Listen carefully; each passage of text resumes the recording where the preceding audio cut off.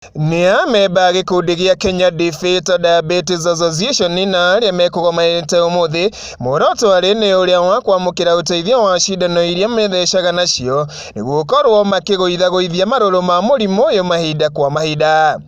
Akĩaria na andĩki a mohoro Ruben Magoko na ũrĩa nĩwe mũikarĩri gĩtĩ wa kĩama gĩkĩ augĩte ũteithio ũyũ ũrĩa mamũkĩrire ũmũthĩ nĩ ũkorwo ũgĩtũnganio kũrĩ arwaru a mũrimũ ũyũ wa thakame ũndũ ũmwe na kwambatĩra thakame guothe bũrũri-inĩ.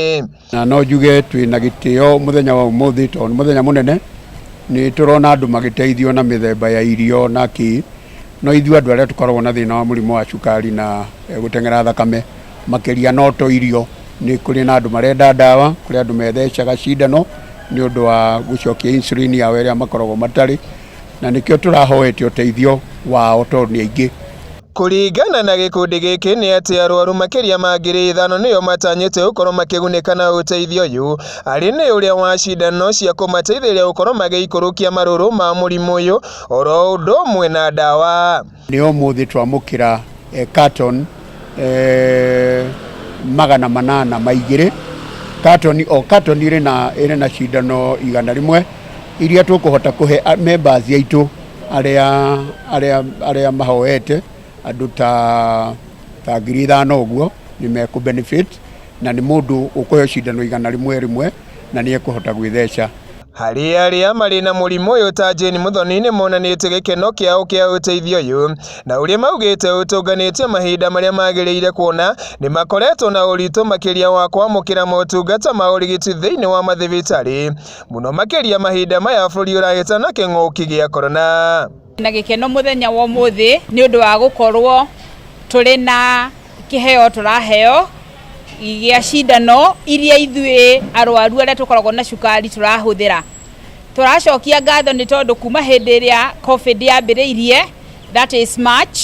mid March nĩ tũkoretwo wa mbere na guoya mũnene mũno ta arwaru. Na guoya ũrĩa tũkoretwo naguo nĩ tondũ kinya kiriniki iria twathiaga o every month mũrwaru nĩ aheagwo kliniki ciothe ciambire ikĩrũgamio. Thĩinĩ wake Newton Ngũgĩ na ũrĩa wĩna ũkũrũ wa mĩaka 25 na nĩ mũrwaru wa thĩna ũyũ wa thakame kwa itĩna rĩa mĩaka 3 ĩrĩa ĩrĩkĩtie gũkorwo ĩhĩtũkĩte nĩ atarĩirie thĩna mũnene na ũrĩa o ta arwaru wa mũrimũ ũyũ wa cukari makoretwo makĩgerera mũno mahinda maya bũrũri ũkoretwo ũrĩ rungu rwa kĩng'ũki gĩkĩ. Tũngĩrora mũno mwena wa ndawa nĩguo wĩna gĩtirithio tondũ tũngĩrora thaa ici ũrĩa kũrathiĩ maũndũ ndawa nĩ cirathiĩ ũguo cikahana ta cikũaga na cigathiĩ ũguo cikahana ta cikũgĩa goro. Rĩu mũndũ thaa ici ũngĩrora andũ aingĩ arĩa manaruta wĩra rĩ thaa ici matirĩ wĩra-inĩ ndĩ ũmwe wao. Rĩu tũngĩikara ũguo tũkamenya ona thibitarĩ tũtirahota gũthiĩ nĩ ũndũ wa gũgĩtigĩra kĩmiri gĩkĩ gĩgwĩtwo COVID-19. Harĩ gĩkundi gĩkĩ kĩa wendi mwega na kĩrĩa gĩtũnganĩtie ũteithio ũyũ kũrĩ arwaru aya bũrũri-inĩ nĩ kĩranĩire gũthiĩ na mbere gũkorwo gĩkĩnyitanĩra na arwaru aya mũno mahinda maya gũkoretwo na ũritũ wa arwaru aya gũkorwo makĩamũkĩra motungata ma ũrigiti thĩinĩ wa mathibitarĩ. And we as an organization we believe in supporting change to defeat diabetes and other serious chronic disorders, and this we believe that we are providing the best possible solutions for people with diabetes, and we believe that medicine is one part of the equation, but even more important also is how to make that medicine even more accessible